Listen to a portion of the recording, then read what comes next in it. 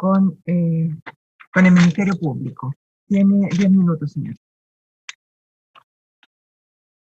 Muchas gracias, su señoría. Su señoría, me voy a referir a algunos aspectos específicos de argumentaciones de las defensas, ya que la fiscal Jimena Chong ya se hizo referencia detallada a la improcedencia de la reparación de los daños causados, a la inexistencia de colaboración sustancial y la improcedencia de calificarla durante el artículo 11, número 6. El primer tema que deseo precisar dice relación con la situación planteada en relación con el inciso tercero del artículo 239.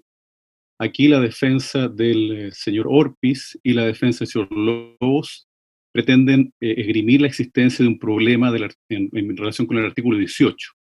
En rigor, su señoría, la regulación del inciso tercero del artículo 239, modificado por la ley 21.121, no representa un problema de irretroactividad de la ley penal. Si sus señorías revisen atentamente la reforma legal, ¿cierto? O sea, el artículo primero, numeral sexto, que modificó el artículo 239, se advertirán que lo que hizo esa ley fue sustituir el inciso segundo, sustituir la frase el juez podrá aumentar en un grado la pena señalada en el inciso anterior por la se impondrá la pena de presidio menor en su grado máximo a presidio mayor en su grado mínimo. Y finalmente lo que hizo también fue sustituir en relación al 239 el inciso tercero en su locución grado mínimo por sus grados mínimo a medio. En definitiva, ¿qué estamos diciendo, su señoría? Estamos diciendo con claridad que el tribunal ya estaba o siempre ha estado facultado antes de la reforma legal de la ley 21.121 del 20 de noviembre de 2018, totalmente autorizado para imponer penas de presidio mayor, en un delito de fraude por el inciso segundo, y también en relación con el inciso tercero ya era procedente una pena de presidio mayor en su grado mínimo, ampliándose al grado medio.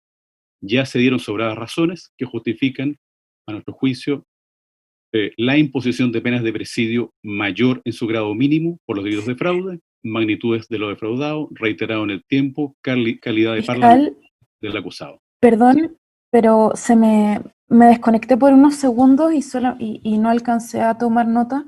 Quedé en la modificación del artículo 239 en su inciso tercero. Perdone, fiscal. Reitero, en definitiva lo que estamos Muchas sosteniendo es que el tribunal ya estaba facultado antes de la reforma legal de la ley 21.121, ¿cierto? Totalmente autorizado para imponer penas de presidio mayor en un delito de fraude, en virtud del inciso segundo. En relación con el inciso tercero ya era procedente el presidio mayor en su grado mínimo, ampliándose el grado medio. Y ya se dieron sobradas razones, insisto, que justifican en atención a las magnitudes de lo defraudado, lo reiterado en el tiempo y la calidad parlamentaria para imponer penas de presidio mayor en su grado mínimo respecto del acusado señor Orpiz. Segundo punto, su señoría. La defensa del señor Orpiz solicitó que el cohecho y el fraude se consideraran como un solo delito para efectos de la aplicación del artículo 351. Su señoría, solicitamos la aplicación en forma estricta del inciso final del artículo 351. Este hace referencia a que debe tratarse de delitos de una misma especie que afectaren a un mismo bien jurídico. El cohecho es entendido que afecta al fiel desempeño de la función del cargo, la confianza en el funcionario depositada por el Estado, o, si se quiere, el correcto desempeño de la función pública. El fraude, por su parte, en el fraude del bien jurídico tutelado, es el patrimonio público y requiere perjuicio. Se trata de un delito de resultado en circunstancias que el cohecho es un delito de mera actividad. En definitiva, se trata de figuras completamente distintas, por lo cual no resulta posible hacer una aplicación de un solo delito para efectos del artículo 351, y esto además produciría un efecto paradojal. ¿Cuál es este? Se estaría rebajando el quantum de la pena del cohecho por una eventual reparación en dinero, lo cual a todas luces es improcedente. Tercer punto, y dice relación, su señoría, con la mera lectura de informes de los señores Dalino Lienqueo Pino y del señor Manuel Canales Silva, en contraposición a la declaración en estrados de doña Macarena Soto Albornoz. Su señoría, entendemos que si se revisa la ley 18.216, se podrá apreciar que los únicos informes escritos que son admisibles para la determinación de la procedencia de beneficios de cumplimiento alternativo son los evacuados por Gendarmería de Chile. De esta forma, no son admisibles la mera lectura de informes presentados por las defensas de la acusada Isasi y del acusado Lobos. Me refiero a la lectura sin posibilidad de corroboración ni de contrastación de los documentos de los señores Danilo Lenqueo y Manuel Canales. Solicitamos derechamente que estos documentos no sean considerados, no son informes periciales en estricto rigor, se trata de lectura de simples registros en que no nos consta, por no haber podido realizarse contraexamen, con certeza la existencia de un trabajo pericial. Completamente distinta en la situación que acontece con la declaración de doña Macarena Soto Albornoz por la defensa del ex senador Orpiz, sirve de contrapunto al margen de su mérito, ya que en definitiva aquí sí se aportaron antecedentes para la ley 18.216, tanto es así que este perito fue objeto de preguntas o contraexamen por parte del Ministerio Público y del Consejo de Defensa del Estado. Me refiero, su señoría, ahora a las alegaciones de Corpesca para cumplir con el tiempo que me ha dado el tribunal. En relación con la alegación de la atenuante especial del artículo 6, número 3, esto es, la pretendida adopción de parte de la persona jurídica antes del comienzo del juicio, de medidas eficaces para prevenir la reiteración de la misma clase de delitos objeto de la investigación. Su señoría, entendemos que las argumentaciones de la defensa no tienen sustento. Lo que hace la defensa de la compañía es simplemente leer un certificado de ICR Chile y pretende que el tribunal haga fe de lo que diga el documento. Se trata de un documento que emana o está firmado por Álvaro Clark de la Cerda. Se trata del testigo número 44 de la autoapertura de la defensa Corpesca, o sea, un testigo que pudo y debió haber venido a declarar a este tribunal, ya sea en sede de producción de prueba, de descargo, o ya sea en sede del artículo 343. Además, la defensa insiste con un segundo certificado, ¿cierto?, del año 2017, también por la misma clasificadora de riesgos, en la cual simplemente se certifica el cumplimiento o aparentemente cumplimiento del modelo de prevención. No explica este certificado en qué consiste la eficacia. No explica de qué modo se previene el riesgo de cohecho de funcionarios públicos. La carta enviada por Álvaro Clark a Arturo Nato el 28 de febrero de 2017, en que se informa el periodo máximo de certificación, no identifica cuáles son las actividades de control en general y las actividades de control en particular del delito de cohecho. Hace referencia a la defensa a una versión final de un procedimiento administrativo de compra de bienes y servicios. Su señoría, nos seguimos preguntando porque la defensa de la compañía no ha logrado esclarecerlo. ¿Qué medidas ha tomado el directorio en relación con este específico riesgo? Esto es el pago de sobornos a funcionarios públicos. El encargado de prevención de delito, ahora, luego de todo lo sucedido, ¿es autónomo? ¿Es independiente? ¿Tiene acceso al directorio? ¿Controla al gerente general sus pagos? ¿El encargado de prevención de delito sigue siendo apoderado y firmando cheques? ¿Las auditorías internas son realizadas por un organismo independiente y no por una empresa relacionada como Sercor? Bueno, nada de estas preguntas son respondidas por ninguno de los documentos aportados por el señor Baum. En definitiva, de lo que se trata, su señoría, es simplemente de una lectura documental, sin capacidad de control, sin registro. De hecho, si usted se fija, su señoría, el segundo gran documento que presenta la defensa dice relación con un diagnóstico del modelo de prevención de delito realizado el 13 de agosto de 2018. Está realizado por Víctor Osa Frugone. La defensa de la compañía destaca sus calidades, ¿cierto?, profesionales. El señor Víctor Osa Frugone, su señoría, es el perito número 1 de la autoapertura de Corpesca. El señor Víctor Osa Frugone pudo y debió haber venido a declarar hoy día o en sede de producción de prueba de descargo de la compañía. No lo hizo. La defensa de Corpesca se contenta con citarnos a su antojo algunas partes del informe, la página 2, la página 6. Nos preguntamos, su señoría, ¿por qué el procedimiento de compras inexistentes disminuye el riesgo? ¿Por qué el procedimiento de compras disminuye, el riesgo de compras inexistentes? No lo tenemos claro. No podemos preguntárselo al señor Víctor Osa Frugone. Debemos hacer fe de lo que dice ese informe. Nos preguntamos, ¿por qué en definitiva habría que hacer fe de que ahora el encargado de prevención de delitos está en condiciones de detectar riesgos, de solicitar acciones y de implementar acciones por parte de la compañía, ¿cierto?, por parte del directorio? Finalmente, su señoría, con los segundos que me quedan, quiero hacerme cargo de la prescripción gradual del artículo 103 del Código Penal. Entendemos que aquí la defensa de Corpesca soslaya un hecho fundamental en relación con esta aplicación de esta prescripción y dice relación con la forma en que es posible argumentar que todo el estatuto del artículo 93 es necesariamente aplicable a las personas jurídicas. Simplemente el abogado Surbaum se contenta con decir que no hay motivo para discriminar a la persona jurídica y que la prescripción de la acción penal, ¿cierto?, ocurre sobre personas naturales y jurídicas. Sobre esto, decir su señoría que esto no se encuentra suficientemente fundamentado. Tan solo por vía ejemplar, el artículo del profesor Héctor Hernández sobre si tienen derecho a no autoincriminarse las personas jurídicas. El profesor Héctor Hernández hace referencia a que es necesario hacer un análisis respecto a esta garantía que es aplicable respecto de las personas naturales y que, en definitiva, esta garantía no es aplicable a las personas jurídicas por una serie de fundamentos. Luego, no es obligado que todo el estatuto de garantías que existe respecto a personas naturales es aplicable a las personas jurídicas. La defensa simplemente argumenta una pretendida ausencia de discriminación. Pero finalmente, el argumento de fondo, su señoría. La responsabilidad de las personas jurídicas no es una responsabilidad originaria, es una responsabilidad derivada por el artículo 3º. La correcta interpretación de esto se cifra en el artículo 1 y 3. Luego, para examinar la prescripción de la responsabilidad de las personas jurídicas, debemos revisar el artículo 1, inciso 1, y el artículo 3, esto es, la fecha y la comisión de los delitos de soborno. Interrumpida la prescripción de los delitos de soborno, solo en ese instante pudo haberse interrumpido la prescripción de la responsabilidad de las personas jurídicas, y eso no ocurrió. Sabemos que oportunamente fueron interpuestas querellas del Servicio de Impuestos Internos y del Consejo de Defensa del Estado que suspendieron la prescripción.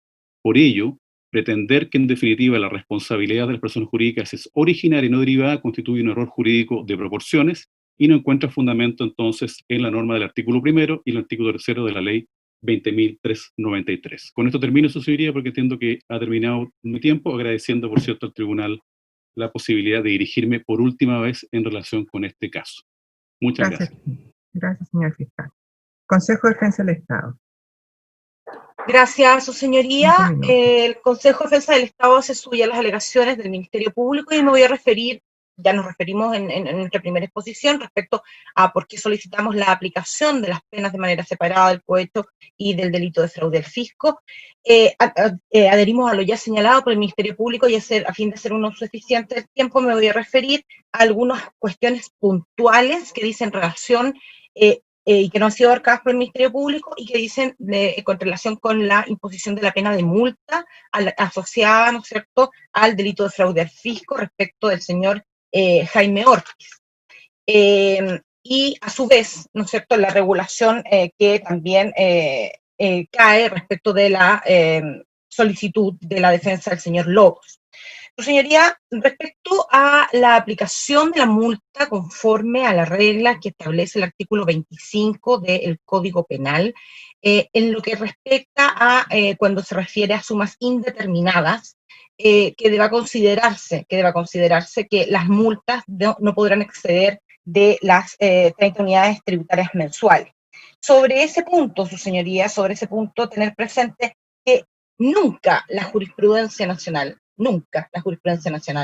ha considerado que en el delito de fraude al fisco estemos ante sumas que sean indeterminadas.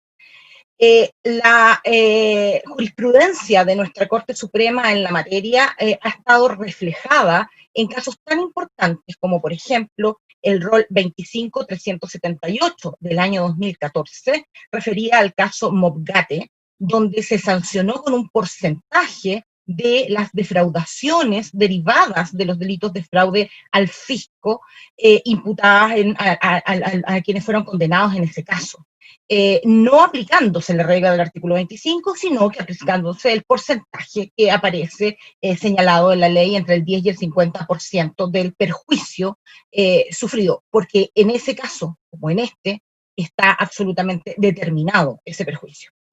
Más recientemente, la Corte Suprema en la causa, en el rol 322 del año 2020, a propósito de una defraudación conocida por el Tribunal Oral en lo Penal de la ciudad de Iquique, con fecha 17 de febrero de este año, también confirma, al no dar lugar a la nulidad, ¿no es cierto?, solicitada en su momento por la defensa, la sentencia que también hace esta aplicación de un porcentaje del monto defraudado entre el 10 y el 50%, como allí aparece señalado en la ley. Y en ese sentido, su señoría, la argumentación en torno a que nos encontramos ante sumas indeterminadas decae por la forma como la jurisprudencia ha entendido la determinación del perjuicio en el delito de fraude. Está determinado por los montos que en definitiva salen del erario fiscal a raíz de las maniobras dolosas, ¿no es cierto?, de los intervinientes. Respecto ahora, su señoría, en esta misma materia, en relación con el artículo 70, y en la solicitud que se hace de rebajar la pena conforme dicha disposición lo señala, esta parte va a solicitar que sea rechazada la pretensión de las defensas en torno a aplicar una multa menor a aquella que está establecida en la ley y menor, por supuesto, a aquella que ha sido solicitada por esta parte acusadora y por el Ministerio Público. Su señoría, no se visualiza una razón de fondo respecto de la rebaja de la pena respecto de los acusados en este juicio. Ninguno de los antecedentes que fueron aportados por parte de las defensas en esta audiencia del artículo 343 del Código Procesal Penal da cuenta de que el tribunal deba aplicar esta facultad que establece el artículo 70. En concreto, respecto del señor Jaime Orpiz, como sus señorías lo recordarán, esta parte le hizo las consultas respectivas a la señora Macarena Soto Albornoz respecto de la situación económica del señor Orpiz, y específicamente se le preguntó si ésta había tenido un detrimento en cuanto a su condición desde el momento en que era senador en su época y ahora, actualmente, señalando la perito que él ha conservado su nivel social y los ingresos que tiene patrimonio suficiente para poder responder por las multas de las cuales deberá dar cuenta la sentencia en esta causa. La situación del señor Lobo, si bien aparece como más compleja por su necesidad de tener que estar durante el juicio en esta causa, estimamos que tampoco justifica que no se le pueda imponer la multa conforme a los parámetros establecidos en el artículo 239 del Código Penal y hacer aplicación en el artículo 70. Máxime si existe por parte del tribunal la facultad de otorgar el pago en cuotas de la multa respectiva. En lo que respecta, gracias a su señoría. En lo que respecta al delito de cohecho y la multa asociada, las alegaciones las hago réplica de las. Perfecto, gracias. Querellante, Fundación Ciudadana Inteligente y otros. Gracias, señoría. Primero, confirmar que se me escuche bien porque me estaba pareciendo que mi conexión está inestable justo ahora. ¿Se me escucha bien? Se escucha bien. Gracias.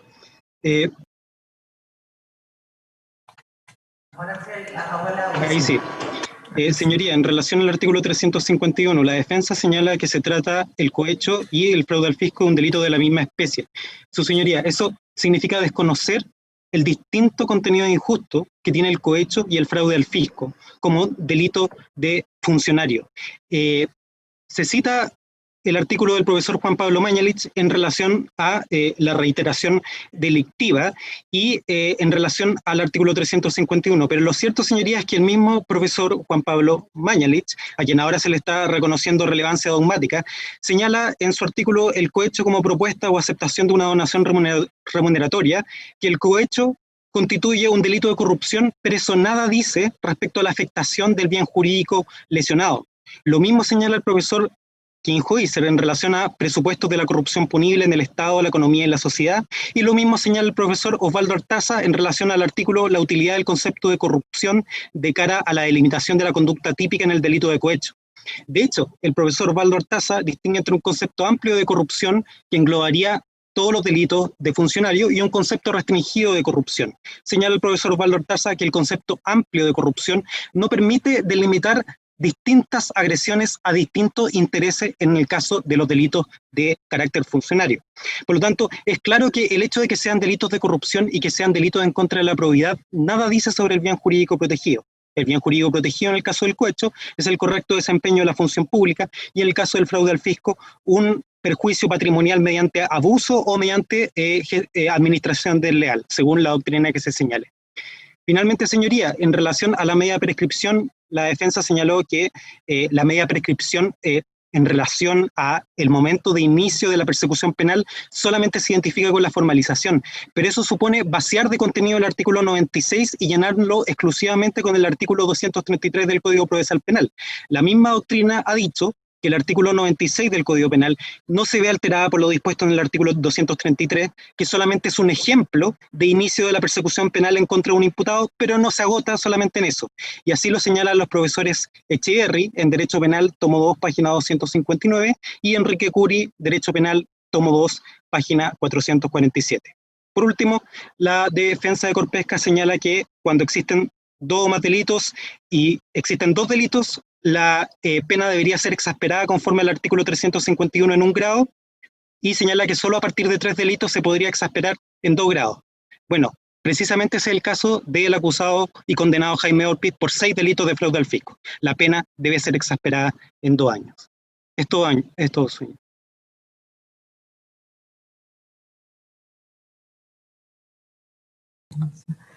Querellante por don Hugo Gutiérrez, lo escuchamos. Gracias, señoría. Solo me referiré al atenuante del artículo 11, número 9, esto es la colaboración sustancial en el esclarecimiento de los hechos que fue solicitada por la acusada Isasi, por la defensa de la acusada Isasi, ¿verdad? Y es que la interpretación de la defensa no tiene asidero alguno. Primero, no cobra ningún sentido indicar, como la defensa indicó, que procede el atenuante porque se colaboró respecto de los hechos que el tribunal dictó absolución.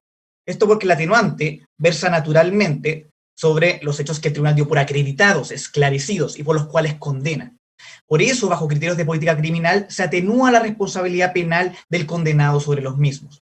Como bien indica el profesor Curi en su Manual de Derecho Penal, parte general, páginas 496, la colaboración sustancial puede estar dirigida al esclarecimiento del hecho punible propiamente tal o la intervención del sujeto de terceros en los cuales era ignorada hasta ese momento.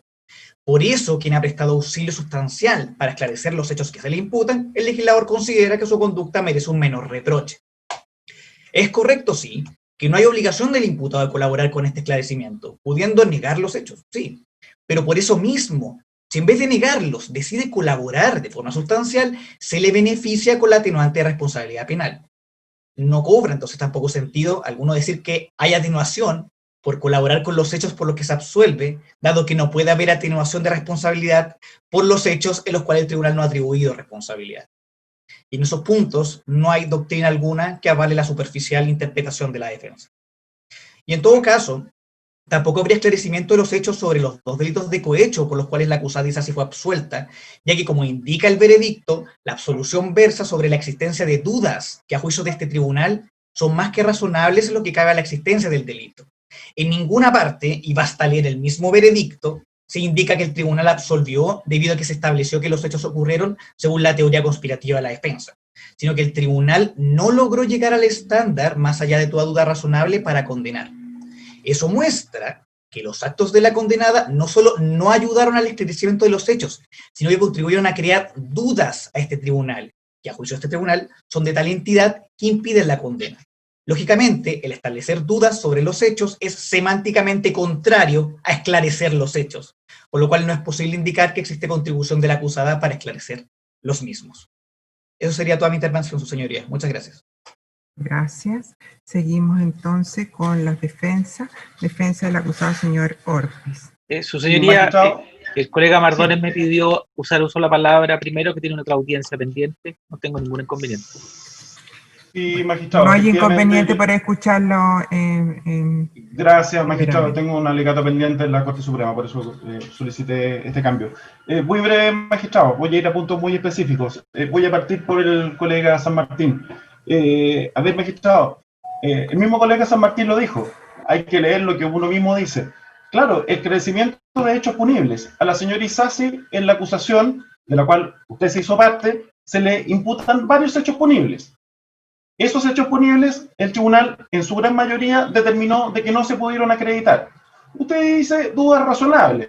Yo puedo darle otro carácter, pero efectivamente, si el tribunal absolvió, fue producto de la declaración y de las pruebas entregadas por esta defensa. Por lo tanto, sí se colaboró al esclarecimiento de esos hechos punibles.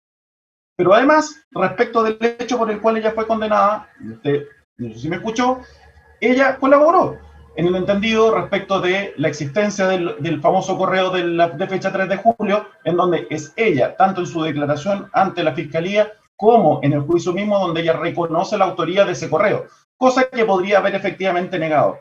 Y porque además no hay ninguna otra fuente acreditada en este juicio, que, salvo la declaración de la señora Isasi, que demuestre de que ese correo fue efectivamente realizado por ella.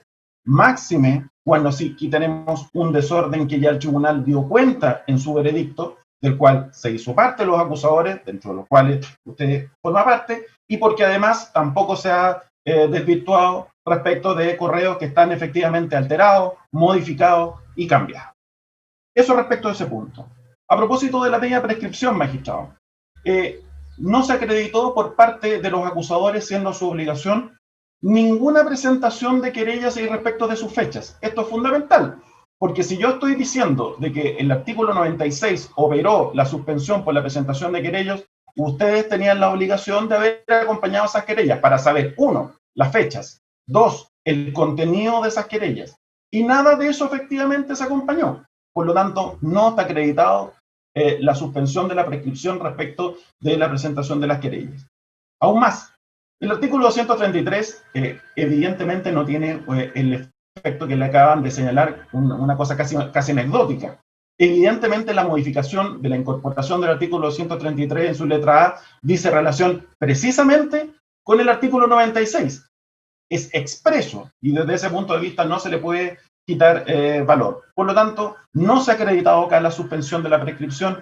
El hecho concreto que la señora Isasi fue formalizada en junio del año 2016, exactamente 4 años después del famoso correo de fecha 3 de julio del año 2012. Por lo tanto, opera absolutamente la medida de prescripción y mantenemos nuestra pretensión. Respecto de la solicitud de condonación de la multa, nada han señalado los acusadores.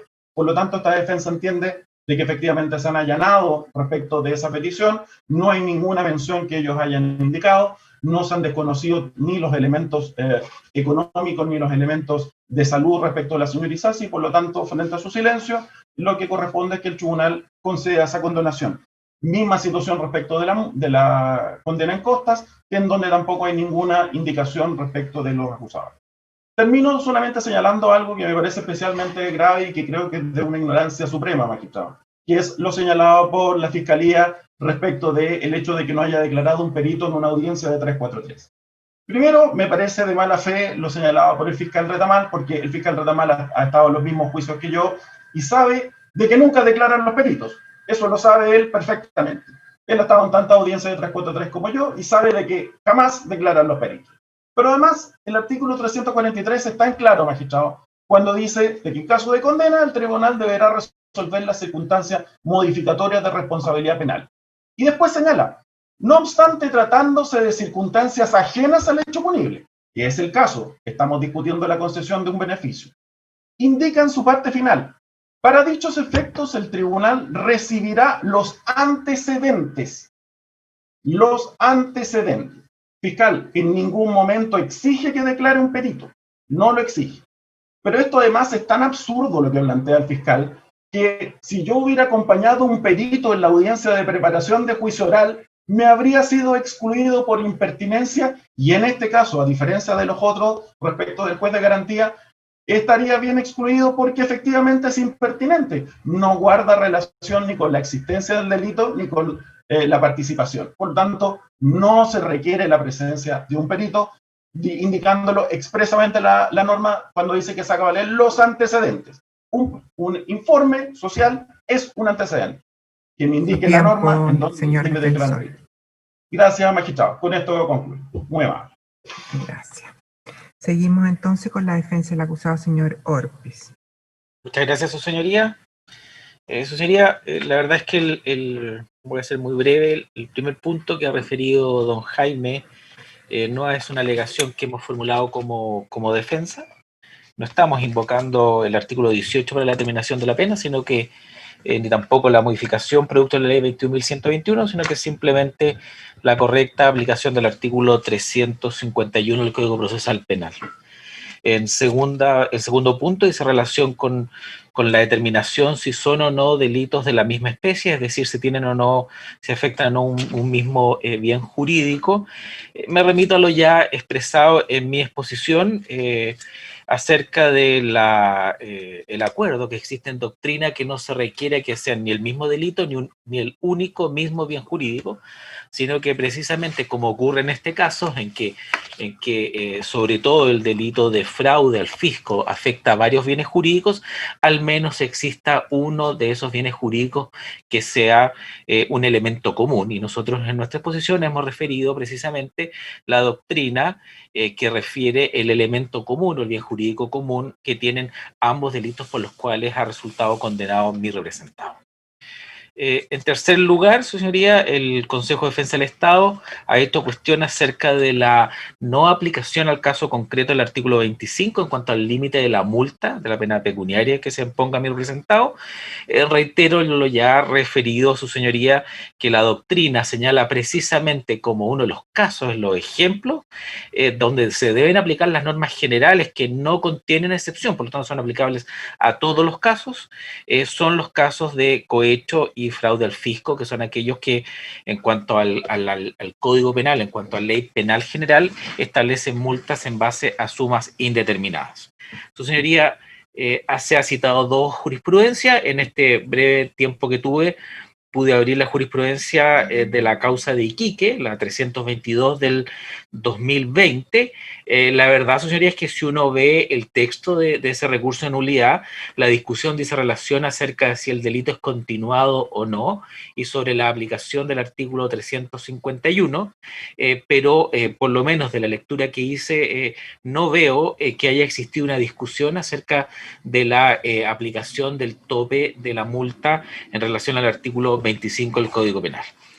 Por último, señoría, tendría que son mis últimas palabras. Quiero agradecer al tribunal por 3 ejercicios durante el juicio que resultaron bastante extensos, específicamente la incorporación de cheques y cuentas corrientes cruzadas, la incorporación con un testigo, el señor Pino, una serie de correos para que él no se recordase, y eso, señoría. Solicito en definitiva, y volviendo al tema central, y lo que es 343, que se desechen las oposiciones a las peticiones formuladas por mis contradictorios.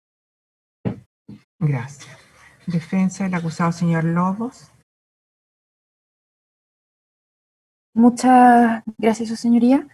En primer lugar, quisiera reiterar las alegaciones que hizo esta parte el día viernes pasado, su señoría, en cuanto a la multa y en cuanto a la aplicación correcta del artículo 139. Esta parte jamás ha hecho referencia al inciso tercero de ese artículo, sino que al inciso segundo, toda vez que el perjuicio no supera las 400 unidades tributarias mensuales, por lo que malamente podríamos estarnos haciendo referencia a ese inciso, su señoría. La referencia netamente fue el artículo 239 en su inciso segundo, en que antes del año 2018, que es la época de ocurrencia de los hechos, era más bien facultativo al juez aumentar un grado, no como es en la actualidad, que se sube inmediatamente un grado de la pena, su señoría.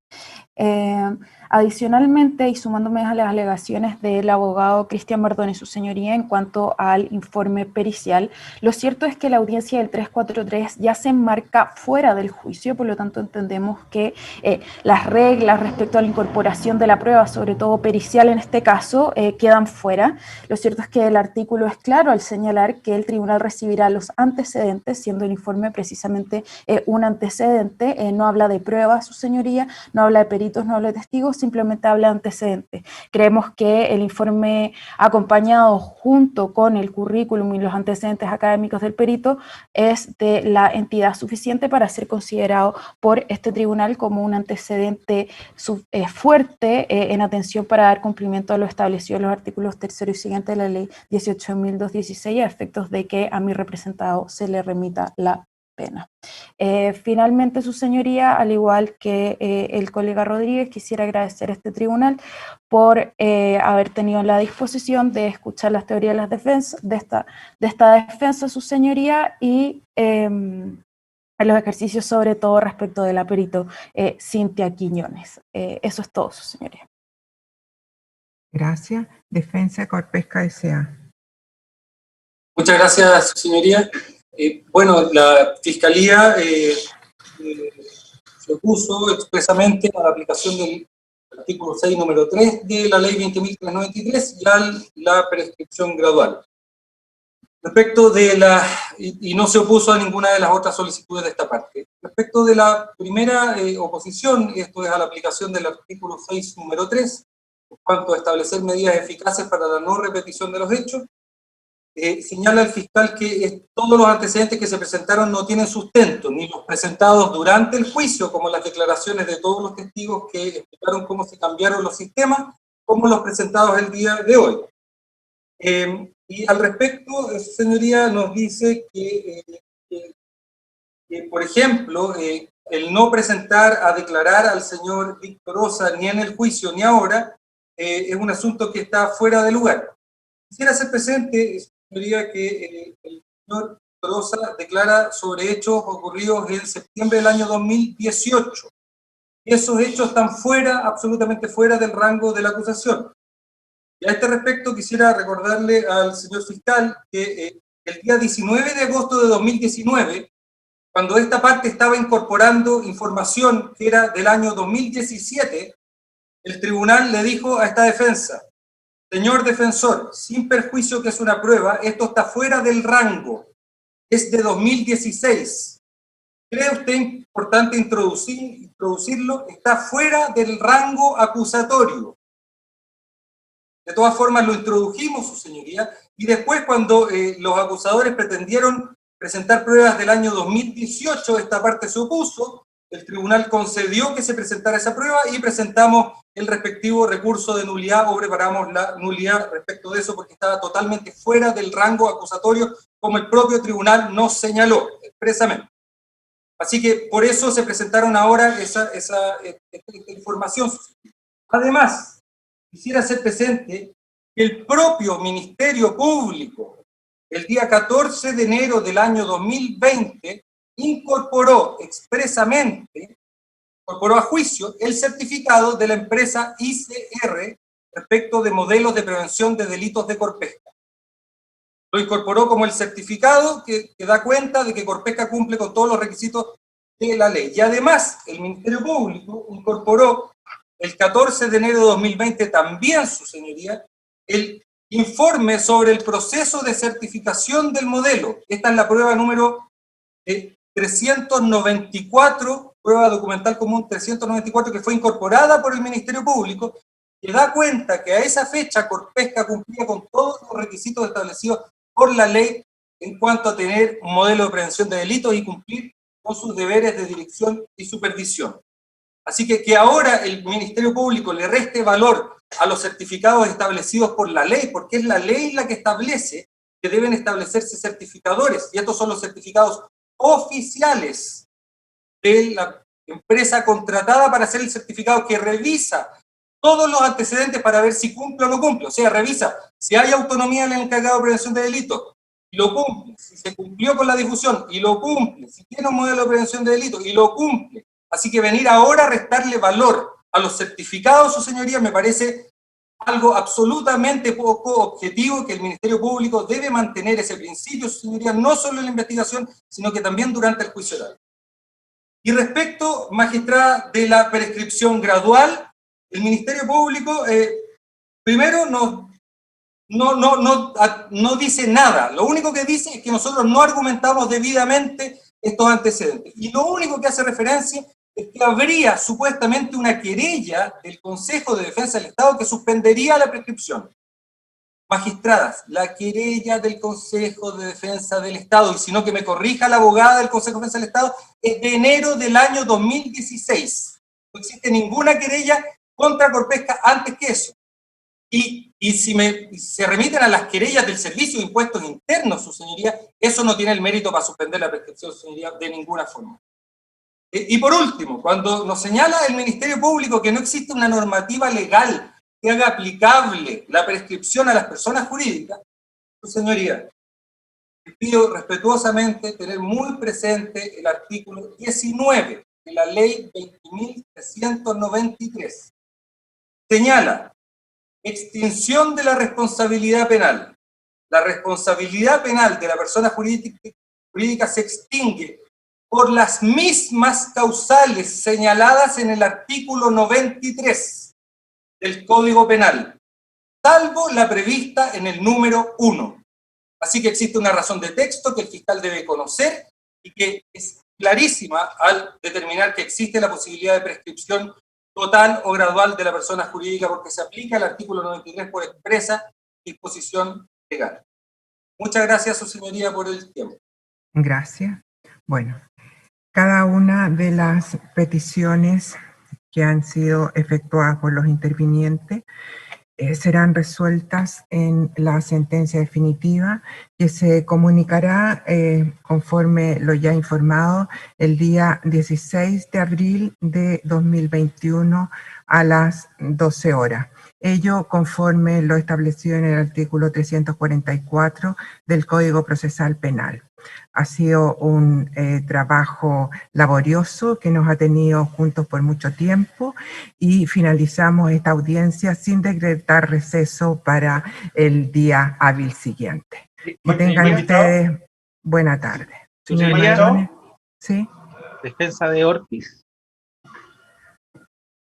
Sí, su señoría ha atendido que no van a haber más audiencia y a fin de por economía procesal, solicito lo ya usual respecto a mi representado, que es el cambio del lugar de cumplimiento de su reclusión, de su arresto domiciliario parcial, para ser exactos, de acuerdo al siguiente detalle.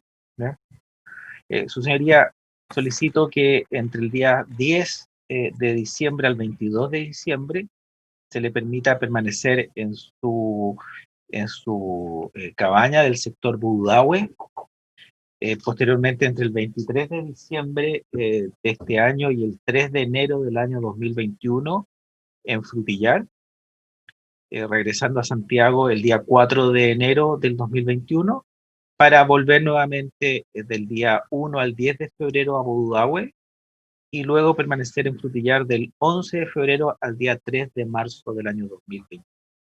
Perdón, lo último, Frutillar.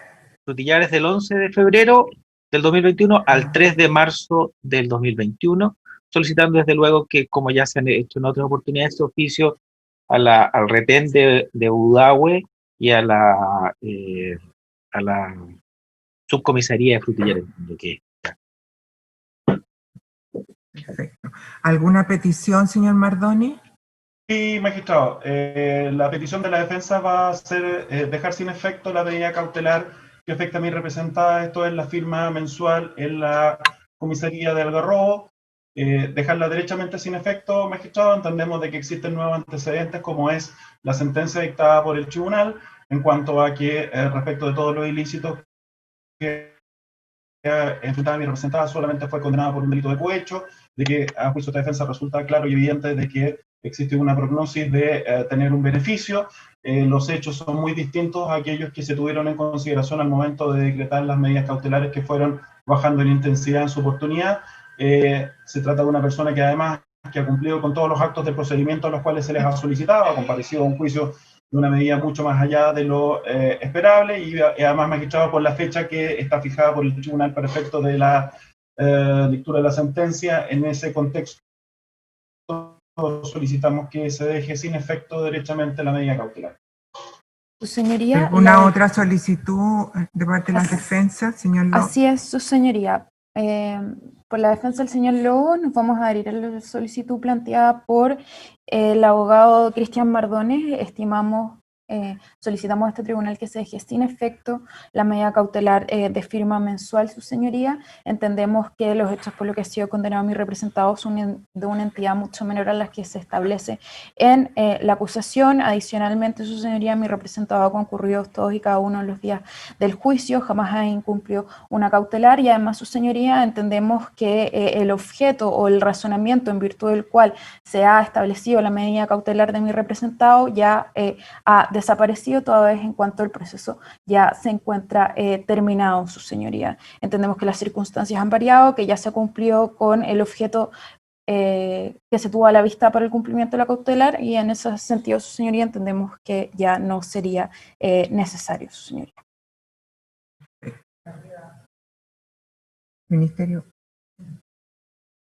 Ministerio Público, respecto de las solicitudes.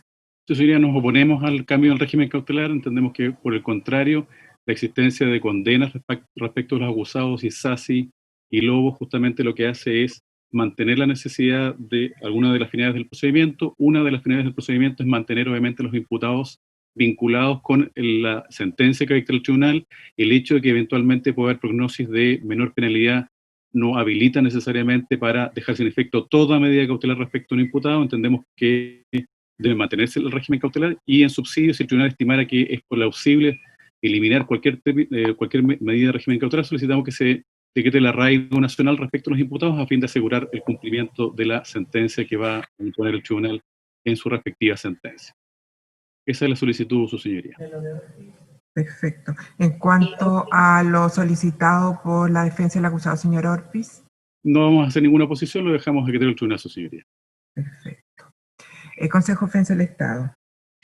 Gracias, señoría. Respecto al señor Jaime Orpiz, también dejamos a criterio del tribunal la autorización. Estas se han concedido anteriormente en todo caso y ha habido cumplimiento por parte del imputado. Respecto del señor Lobo y la señora Isasi, compartimos lo señalado por el Ministerio Público. Estimamos que las medidas cautelares siguen cumpliendo una función dentro del proceso, en tanto penda la imposición de la pena, ya sea para efecto de determinar los eventuales planes de cumplimiento que se establezcan si acaso hubiese beneficio en su caso. Y en todo caso, señoría, no nos encontramos a la hipótesis del artículo 347 que determinaría el alzamiento de las medidas cautelares, sino que nos encontramos en una hipótesis muy distinta, en donde estas personas han sido en definitiva condenadas por el tribunal, por lo tanto procede mantener las medidas cautelares a las cuales se ha referido, y al igual que el Ministerio Público, en subsidio, su señoría, solicitamos el arraigo nacional de estas personas, solicitando además, su señoría, que fijen un domicilio definitivo respecto del cual se deberían de mantener durante el periodo que penda hasta la dictación de la sentencia propiamente tal. Querellante, ciudadano inteligente y otro.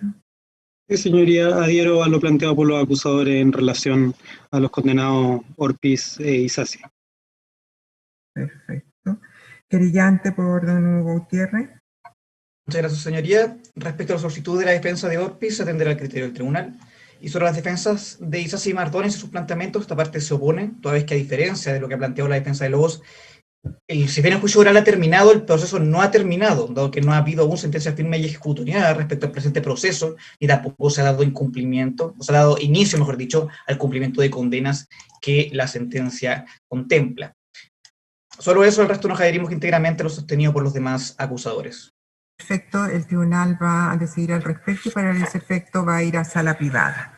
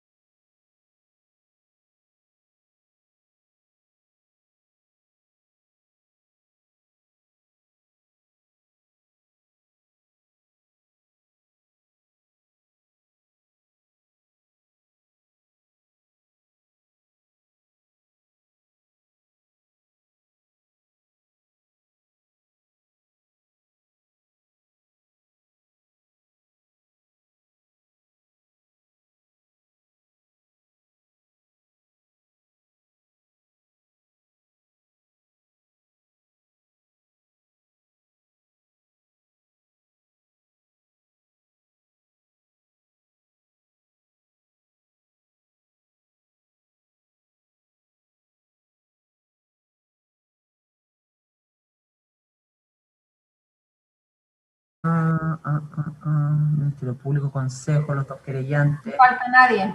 No nos falta nadie. Bueno, volvemos a la audiencia entonces y resolviendo lo solicitado primer término por la defensa del acusado señor Ortiz. No habiendo oposición a lo solicitado por esta defensa y considerando que éste ha cumplido la cautelar impuesta en las restantes oportunidades en que también ha variado el lugar de cumplimiento de la cautelar de arresto domiciliario nocturno que se encuentra cumpliendo, este tribunal va a dar lugar a la misma y en consecuencia ordena oficial a las respectivas unidades que ejercen el control correspondiente de dicha cautelar. En definitiva, entonces, del día 10 de diciembre al 22 de diciembre a la unidad policial que corresponde a el sector de Bodudagüe, entre el 23 de diciembre y el 3 de enero a la subcomisaría de Frutillar, del 1 de febrero, del 1 al 10 de febrero, también a Bodudagüe, y del 11 de febrero al 3 de marzo a la subcomisaría de Frutillar. En relación a lo solicitado en cuanto al alzamiento de las medidas cautelares por parte de las defensas de los acusados, señor Isasi y señor Lobo, por mayoría de este tribunal será rechazada, teniendo en consideración que aquella fue decretada específicamente para asegurar los fines del procedimiento y este no ha concluido. Ello con el voto en contra del magistrado que habla, que estima que han variado las condiciones por las cuales fue decretada dicha cautelar, atendida a la circunstancia que además han dado cumplimiento estricto a aquellas durante todo el curso de este largo juicio, por lo cual nada puede aseverar que incumplirán y no obedecerán la restante medida, la fines y la comparecencia a los actos finales de este procedimiento. Bueno, así concluido entonces y resueltas todas las solicitudes de los intervinientes nuevamente, entonces finalizamos este largo y trabajoso juicio y decretamos ya no un receso, sino su conclusión. Que tengan ustedes buenas tardes. Muchas gracias. Gracias, su señoría. Hasta luego. Muchas gracias. Hasta luego. Muchas gracias, señoría. Muchas gracias. Hasta luego. Muchas gracias por todo. Gracias a todos. Gracias. Muchas gracias, señoría. Gracias por todo, don Eric, que esté muy bien. Adiós, Gracias, muchas gracias. Gracias por todo, don Eric.